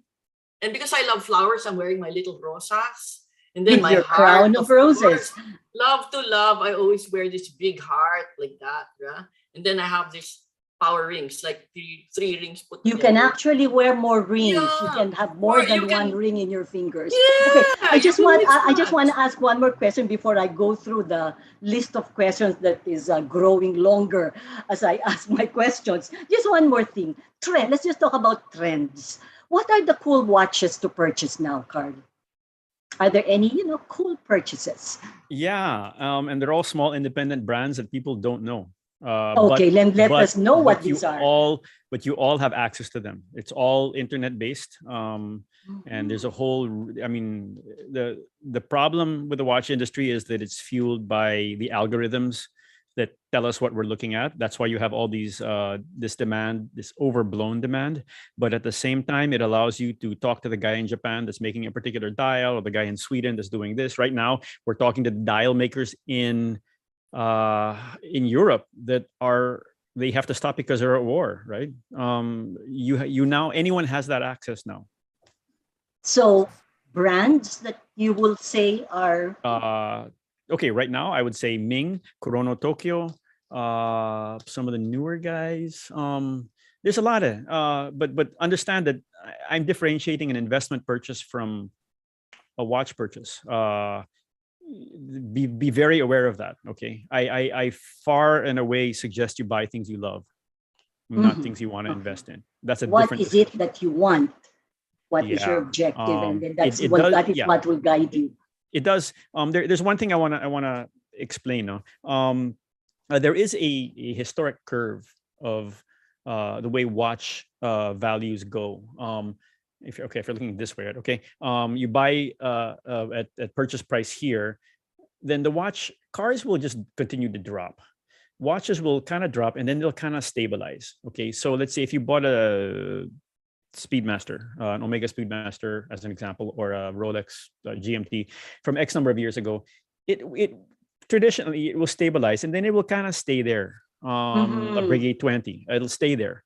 Now this is a very, very aberrant market again, but in general, they tend to hold their value to a larger percentage. And of those brands, Rolex is probably the king, and there's a reason for that. It's because they're almost a commodity in that sense. They're tradable, they're easily verifiable because they have shops all over the world. Yes. Okay. Yes. You can care for their provenance. It's very, very easy to watch over them. But at the same time, they're not at the peak of the horological world. No question. I mean, they're not the world's best, most finely finished watches or so on. They're just something anyone can buy. It's just money. So, Michelle, any trends? Are people buying more colored gemstones, for example? Are the settings chunkier, or what sort of trends are we seeing in jewelry? 2022, the trends are chains, all kinds of chains. Okay, pearls, kinds of pearls, Southsea pearls, pearls, and then logo mania, like your initials, your name on it, or your favorite brand, or like my son, something that means to you, something that means a lot to you that you can make into gold, and then also charms, all kinds of charms that borloloy that you put together everywhere, anywhere. So effectively, really, you put your individuality, you put your own stamp statement rings into and your pendants. jewelry. Like, and can you go to pieces. Milade and give them Say your something. design, and they'll do it for you? Yeah. Mm-hmm. Okay. And they can give you their budget, they can give you their design. Yes. And you make something. Oh, remember, if you have gold also, bring it to us na lang so we can use that gold. Okay. We can remelt it into something that you like. Let me now go to the questions, and okay, there's a quite a number of the members who said thank you to you, both of you, for your presentation and for you've humanized the jewelry in the sense that you really put more the emotion, the love, and the relationship as what will envelop the jewelry. Okay, from Edith Dichow, I'll ask short answer so I can cover all the questions from Edith Dichow. For Carl, what are your three most favorite and treasured timepiece? Short and sweet. Okay. I honestly don't talk about personal brands because that's my stand on everything. In general, what is important to me, the watch that my uncle gave my father, which is 67 years old right now, a watch that my father gave me, which is a simple Seiko when I went diving. It surprises people that I wear it, but I do. Nothing can change it. Or the watch that a friend of mine gave me because he knew that when my dad gave me the watch, it was a quartz, and nothing can change that, but I wish I had a mechanical. So my best friend gave me a mechanical version of that watch. So none of and these two of those are Seikos. So it really comes down to what it means to you more than it is not the brand. The brand is secondary. What goes into Having said that, there was a time that I picked up a watch which I had put in my son's name, and the experience kind of blew him away because they closed the shop. Okay, here's another question from Micah Del Carmen. What's a good, presentable, and affordable watch for a 20 to 25-year-old young professional? It'll come, 20, 25 years old, that you can go for, that the entry to that tends to be these fashion brands called like Daniel Wellington. Swatches are always fun and so on. But if you want to get a little bit more serious, you can start looking at some of the right Seikos, some of the right Tissot's. The Tissot's are part of a large group, but they're Swiss. They'll bring that to it. The Seikos are getting increasingly interesting. And the nice thing about getting into Seikos right now is that you will be with a large group of people that are learning about it. And you can get very, very individualized pieces from them. And the nice thing about Seikos is that they're pretty much bulletproof. They'll do Wow. whatever you want with them. There are some Seikos that you can get a porcelain dial Seiko for like 50 grand. It makes no sense. It should be priced higher. It's a porcelain dial. Or you can get a Grand Fu. There's a Grand Fu enamel Seiko around here somewhere that if you got that Grand Fu enamel from Brigade, it would cost you $30,000. You get it from Seiko. Those are very good tips from It'll Carl. cost you $1,000, $2,000. There's just I just need to read this commentary from Tony Boyong Shaco. He said, very good talk, Michelle and Carl. Michelle, you are right. Jewelry is love, and the heirloom pieces that one inherits is given out of love.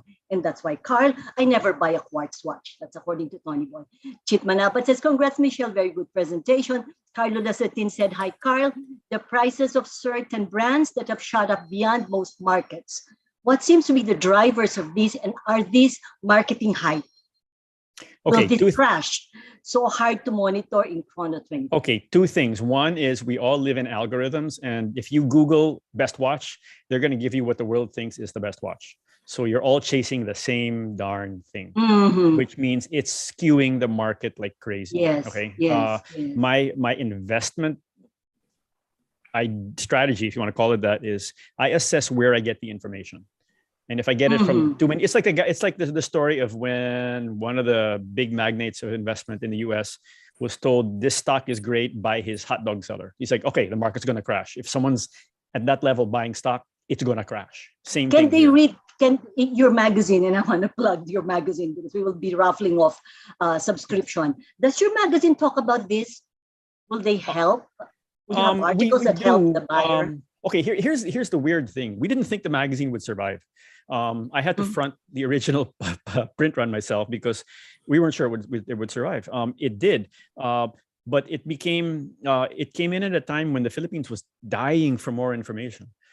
So the end result is, as much as I will talk with people about these really esoteric technical things, the truth is most people want to learn things about the more basic stuff. So we try to be more basic about it. I got like the greatest compliment the other day, which is they called something the caliber effect. It's like people think we'll only do this way up high. And so they won't even come to us. There's a question by someone here about Philippine watchmakers. Here's the thing. There's like 5 or 6 different Philippine watchmakers, and some of them don't know how to reach us. I'm like, we're on Facebook. You know, I mean, there's a question here, Carl, also from Gina Reliano. In the Philippines, where is the best place to buy a vintage watch? Right now, online. No, okay, basically from people you know. Basically, honestly, because I can tell you to go to Unique Bisho in Makati Cinema Square. There, places like that. But the truth is, you gotta know who you're talking to. Exactly. You don't just walk in. Understand when you walk in, the vintage market's a very, very different animal. Okay, and some people love it because you can get stuff less and it's more interesting. Other people hate it because it's like everyone's trying to, in their mind, sell you something that's not worth anything, and that's not. Neither one is true. It really comes. They're not okay. Diamonds are, you can't get them rated. They're simple. They're quantifiable. They're tradable. You can do that. You can't do that with a watch.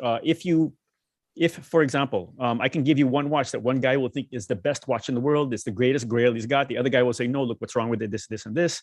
They'll be exactly the same watch. They might have been fully serviced by, for example, Rolex for the last 30 years. And yet one guy will say, yeah, but they changed this. It really comes down to that.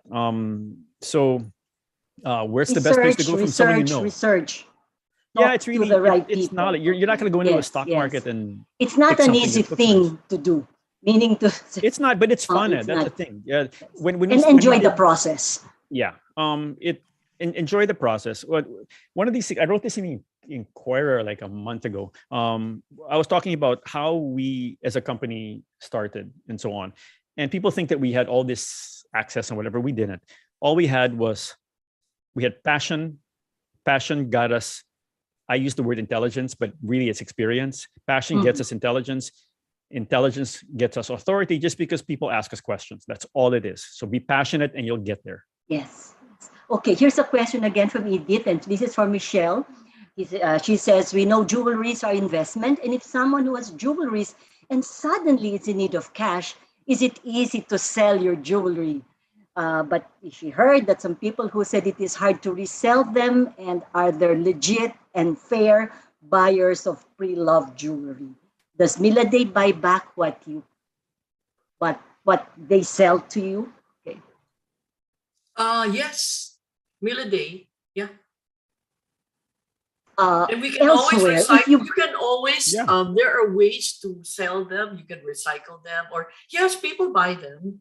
But you, of course, again, offer them to people that you know, people who trust you. Mhm. People will buy from you if they trust in you. In other And they, words, how liquid is the market? Outside of, let's say, buying from Milade and then selling your item back to Milade, if you bought it from, from somewhere else and you need cash and you need to sell, what is your best recourse? Where do you go? Who do you approach outside of your relatives and friends? I believe people who know you would always buy from you. There, you go to the people that you know and those that trust you. But will Milade buy jewelry that were not bought from them? We have our own. We have our own, but we can help you. We can help you if you consign it to us, and Okay, yes. we can find a buyer. We can help you find a buyer. All right, that's We good. can do that. We Yeah. can assist. Or we can advise you, of course, what to do with it. Okay, that's a very good support or assistance. Okay, another question from Carlo Lazatin. For Carl, the secondary market for timepieces is expanding massively. Apps like Chrono24 are becoming a big thing. How do you think this would evolve the market? Will this become big influencers of pricing since there are trade indicators there? Yes, that's the good and the bad. Okay. The bad is that we are heavily influenced by all these things that can be influenced by other people now. Okay. The good is that, if you assume those numbers are correct, you have a basis. For example, if you want to buy or you want, okay, let's say you want to sell one of your watches, you go on to Chrono24, it was a small company. It was bought by a huge company. And it trades watches, used watches, new watches, and so on. And they will give you an idea of what the value is perceived as. Understand that a lot of people will post pie in the sky prices for these watches, but they might not actually make the deal. Okay. So you got to look for what's been sold and so on. There's also a snapback. One of the brands I mentioned a while ago, Corona Tokyo, they're snapping back and they're trying to catch the people who are selling their watches because they don't think it's fair. Okay. There's a question here from Doming, and he's asking, is it true that Japan is a really big market for watches? And it's a huge market for watches. Okay, Japan is one of the only places I will walk into a shop and buy a watch, a used watch, because their culture is such that they just, I can't do that in most other countries in the world. You can't, but in Japan, it can be a small shop and I'd be comfortable buying something from them. Just understanding that they understand their pricing and the market and whatever. But in general, I would feel that I would get what they said it was. That's that's why we all go to Japan all the time. So, where is China in this whole watch market? Ooh, China's interesting. Like anything else in the world, China is changing the world. I'm gonna connect this to the other part of my world, which is cars. Okay, right now we have lived in a world where China cars were terrible to China cars are leading the world right now. Okay, their technology is better, their artificial intelligence is better. They have the best designers. They have the best access to people. They have the freest. They give their designers and engineers freedom to do things that anyone else would not do. Okay, so same thing with the watches. The watches are a bit different. On one hand, they've been making a lot of bad mistakes for the last 10 years. On the other hand, they're getting into it now and they're doing quite well. Understand that you're buying something that no one else has a lot of faith in yet. Okay, but they're fun. They're fun. We were just talking. I was just talking with it about buying China watches, and the person in the conversation was a massive collector and a watch importer, legit importer, and myself. And we're all thinking, let's go check out these Chinese watches. Okay, one final question because we've run out of time. Short and sweet answer. What's your one piece of advice to somebody who wants to buy his first big jewelry and his first watch? Michelle? First big jewelry? You mean a guy or a girl? As in, no, a girl, a lady who's buying his first major purchase of jewelry. Oh, What would be your advice? What should she buy? Should it be diamond, pearl, or ring, a necklace? Definitely earrings? diamond earrings. Diamond earrings. Okay. And Definitely diamond earrings. And Carl? Go with traditional, conservative, two-door Rolex. But Okay, be prepared thank to you wait. very much. Obviously, the time is not enough to cover as much of the areas that we would have wanted to. Maybe as part two is something we can plan for. Let me give the floor back to Tiffy. Tiffy? Hi, thanks Malu, Michelle, and Carl. A lot for us to take in. And as Carl and Michelle said, start your journey. Find something that will take your breath away. Now let's move on to our most awaited part of the program, the raffle. All participants who stayed until the end are qualified. And as we call your name, please turn on your camera and unmute yourself because we have to see you. We're raffling off 5 annual subscription of Caliber Magazine, deliverable in the Philippines, sponsored by Caliber Magazine, and the gorgeous earrings sponsored by Milade family. So who are our winners? We'll pull up the screen po. We'll do a live draw.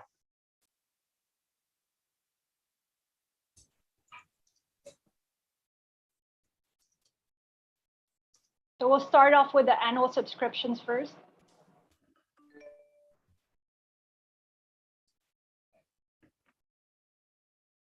So we have Editha Estacio, Diane Kohu, Marit Bautista, Smile Gilligan, Shigu Kobayashi. Congratulations. Congratulations. Thank you.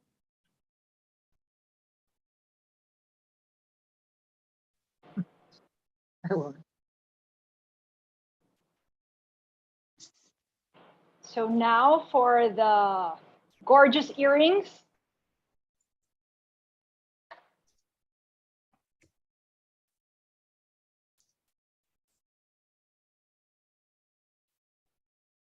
Bah! Carlo Lazetin. Oh. Aren't you glad you attended? That's for, I guess, asking all the questions. Thank you. Hey, Carlo, give that to your wife, huh? Yeah, it's her birthday, so Oh, perfect. very Perfect. timely. Wow. Perfect. Oh. And she's So- also from Assumption, so there's a story to tell about Milade. Yay! Thanks, Carlo. Happy for her. Thank you. Wait, where are you? I Congrats. sent you the earring, or you want to pick it up in the store? I can pick it up, no worries. I'll be out Okay. next week. Yeah, thank you. Okay. Michelle, you know, I can understand why you like heirloom items. You married a heirloom. Oh. Okay, so now Oh, we you have should- another surprise, a blockbuster webinar of the Arts and Culture Committee to help us gain insights into the mind of a controversial former president, to be delivered by the very in-demand and much sought-after historian, Professor Ambeth Ocampo of the Ateneo de Manila University. This will be on March 25th, 2 p.m. Don't miss this. Now to formally close and wrap up, may we call on perhaps the youngest ever Phoenix president, Mr. Michael Arcotami Gorin, to deliver the closing remarks. Hi, Tiffy. Thank you for that. Good afternoon, my dear Phoenix friends, colleagues, and guests. And of course, congratulations again to all the raffle winners. So enjoy your prizes. First of all, I would like to again thank our speakers this afternoon, Mr. Carl Cunanan, thank you very much, and Ms. Michelle Dairit Soliven. Perfect. Thank you for a very informative afternoon. The insights and stories made it an entertaining Friday too. Definitely a welcome break from our regular work schedule. You both piqued our interest and showed us in all its splendor a different perspective on how to look at timepieces and jewelries. We likewise realize that the value of a timepiece or jewelry comes from not just the price in the marketplace, but it's really grounded on its origin story. So I really enjoyed Michelle's opening, no? A lot of stories and very personalized. The more unique and historical the story behind an item, the higher the value.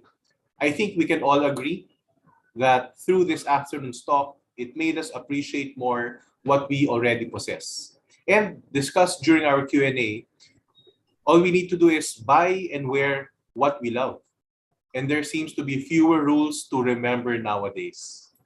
So this afternoon, we were likewise reminded that owning such timepieces or jewelries is not just about looking fancy and feeling good while wearing them, but it is also an investment that we can pass on to our loved ones as either a gift, heirloom, or representation of a lesson that you want to share with them.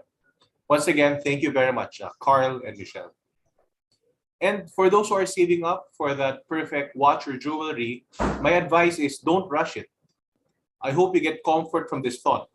Remember that jewelry is like the perfect spice. It always complements the beauty that is already there. So don't rush, your time will come. And last but not the least, thank you to the Arts and Culture Committee led by its chair, Attorney Leah San Juan. Thank you very much. And Liaison Director Domingo. Job well done. And I would also like to recognize our dear MC, Tiffy. Thank you very much for emceeing our session this afternoon. Our very lively, as usual, Q&A moderator, Ms. Malu Cristobal, and to our current year director, Joey Gomez, for leading us in prayer earlier. Thank you once again for hosting a very interesting webinar for us. And I'm sure all of us are already looking forward to your second webinar this month, third for this year. Okay. Thank you very much, President Mike. Oh, sorry. Lastly, to all our attendees today, participants, thank you for participating. And we are looking forward to seeing you again in our future events. So happy Friday, everyone, and a wonderful weekend. So stay safe and mabuhay ang Phoenix. Thank you very much, President Mike. And thank you again, Michelle and Carl. It has been a lavish treat for us to have you here today. On behalf of the Phoenix and the Arts and Culture Committee, thank you for joining us this afternoon. Hope you can join us in other Phoenix webinars and activities. Don't forget March 25th. And stay safe, stay healthy, and take care. May I request the panelists to stay for a photo opportunity?